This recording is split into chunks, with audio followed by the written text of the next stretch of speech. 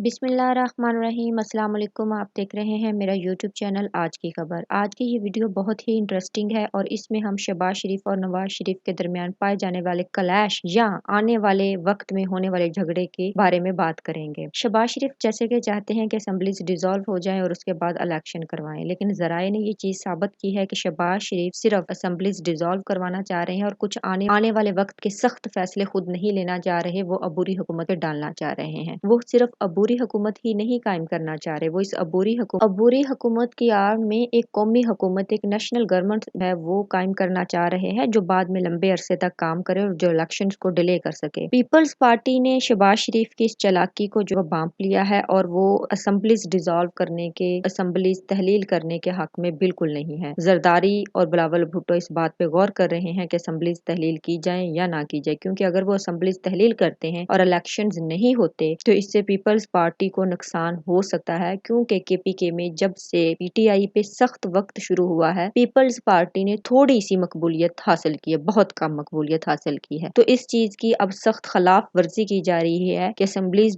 Dissolve होंगी या नहीं होंगी और इलेक्शन किस वक्त पे होंगे। दूसरी, शहबाज शरीफ साहब की जो चालाकी है, उन्होंने ये की है कि वो इंटरनेशनल बैनुल अक़वामी दुनिया को ये साबित करवाना चाह रहे हैं कि मैंने बहुत सारी पार्टीज को मैं साथ लेके चलने की मुझ में काबिलियत है, मुझ में ये खूबी है कि मैं ओपोनेंट्स को भी साथ लेके चल सकता हूँ और मैंने ये बड़ी मुश्किल सिचुएशन में ये गवर्नमेंट 16 महीने चलाई है ओपोजिट पार्टीज के साथ। तो वो ये साबित करना चाह रहे हैं कि मैं नवाज शरीफ से ज्यादा अच्छा लीडर साबित हुआ हूँ और आने वाले वक्त में ज्यादा अच्छा लीडर साबित हो सकता हूँ। शहबाज शरीफ चाहते हैं कि अगर अगली हुकूमत किसी तरीके से भी इनको मिलती है तो शहबाज शरीफ ही वजीर आजम हो, ना कि नवाज शरीफ हो। इसीलिए 16 महीने गुजरने के बावजूद वो अपने भाई को पाकिस्तान लाने के रास्ते हमवार ना कर सके और ना ही वो इसके बाद उनको लेके आना चाहते हैं। मरियम नवाज फिलहाल इस बात पे खामोश हैं, लेकिन वो कब तक खामोश रहेंगी। लेकिन छोटे मियाँ ने इस सिचुएशन का भरपूर फायदा उठाया है, आने वाले इलेक्शन में खुद को वजीर आजम बनाने की राहें हमवार करने की पूरी कोशिश की है। लेकिन ये तो वक्त साबित करेगा कि अवाम किसको अपना वजीर आजम देखना चाहती है। शुक्रिया, अल्लाह हाफिज।